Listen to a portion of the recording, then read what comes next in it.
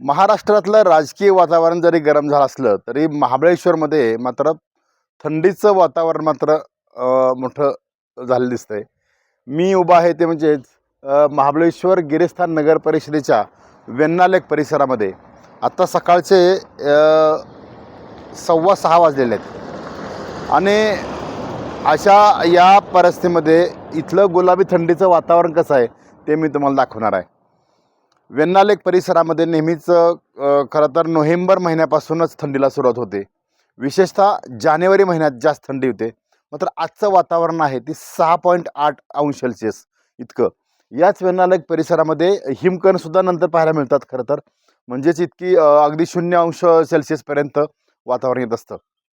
मात्र सध्याची गुलाबी थंडीचा आस्वाद घेण्यासाठी महाराष्ट्रातून पर्यटक मोठ्या प्रमाणात या ठिकाणी महाबळेश्वरमध्ये दाखल व्हायला लागलेले आहेत. आणि विशेषतः वेण्णा लेक परिसर आणि इथून 2 किलोमीटर असलेला जो लिंगमाळा परिसर आहे, या परिसरामध्ये थंडीचं जो टेम्परेचर आहे खूप कमी, म्हणजे मोठ्या प्रमाणात थंडी वाजते आणि जो पारा आहे तो कमी येतो याच परिसरामध्ये. विशेषतः वेण्णा लेक परिसरामध्ये जो बोटिंगचा आनंद घेण्यासाठी आहे, तो मोठ्या प्रमाणात पर्यटक येत असतातच. मात्र महाबळेश्वर फिरण्यासाठी आणि या महाबळेश्वरचा आनंद घेण्यासाठी मोठ्या प्रमाणात या ठिकाणी गर्दीला सुरुवात झालेली आहे. विकास भोसले, महाराष्ट्र लाईव्ह, महाबळेश्वर.